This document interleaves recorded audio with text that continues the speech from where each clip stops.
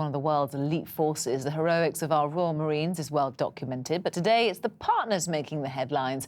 A BAFTA-winning documentary maker has joined the group of wives and girlfriends on a punishing 100-mile march over the South Downs. Here's a clip from the Royal Marine Wags and the Great YUMP.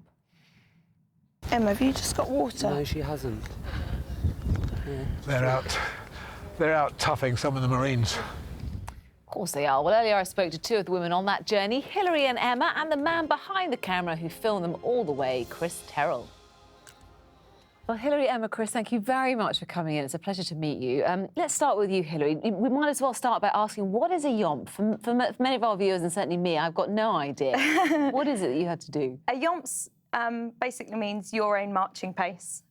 So it's not a walk by any means, a small, slow stroll in the park.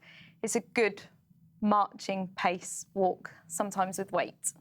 And what you achieved, Emma, is extraordinary because, as you were talking to me earlier, Chris, Marines have to do this, but not 100 miles, which is what you guys did, and not in 36 hours. And out of a lot of people, you two were the only females to finish, and there were only a handful of males. I mean, that's an extraordinary achievement, isn't it?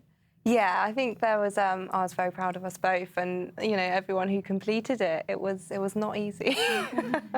Chris, I know you came along as well, didn't you? And I know that you had your camera. You've done a huge amount of documentary work with the Armed Forces and the Marines before.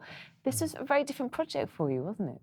It wasn't. I mean, I'd done a lot of work with the Royal Marines, both in training and out on the front line. But it became very apparent to me in doing that work that there are unsung heroes, the wives and the girlfriends, who are there to sustain their men through some hard times sometimes. When they come back from battle, they need looking after. I mean, sometimes literally because of injury, but also emotionally. It's a tough job they do. And I think that what I've always said is the Royal Marines, they volunteer for service. The wives and girlfriends don't. They're pretty much conscripted into military life. It's an incredibly challenging task, wasn't it? You had to walk through the night. I know that your feet were ripped apart with blisters. And actually talking about that, we've got this incredible clip, Hilary, of you and Chris in just a huge amount of pain because of what your body was going through. Let's have a look at this. You can see Hilary now just bracing herself for the inevitable pain. It's actually biting on a cloth, just, oh God.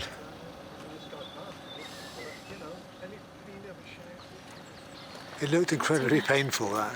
Yeah, it was. Yeah. But yeah, carry on. But you're still standing. Yep, and I'm going to finish.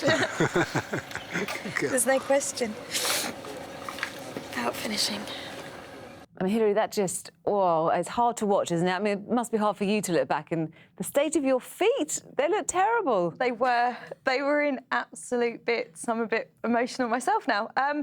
But they were in bits, but there was no question in my mind that I was stopping. Once you get over the mental battle of your feet are going to hurt and they are going to be in bits, then you carry on. Goodness me. And Chris, I suppose you're a great person to ask now in terms of the difference between men and women on a challenge like this. I mean, the women have got real guts, haven't they? As much guts, if not more, than their commando partners, right? Yeah. I mean, the Royal Marines ethos is built on 4 pillars: unselfishness, loyalty, determination, and very importantly, cheerfulness in the face of adversity. And these guys showed all of those in spades. So I'm very proud of them. Because you've got great camaraderie. I mean, I can see that now. How important is it for you to be able to stick together as wives and girlfriends, to be there for each other, but also to be there for your fellas? Without even meeting each other, me and Emma had never met before.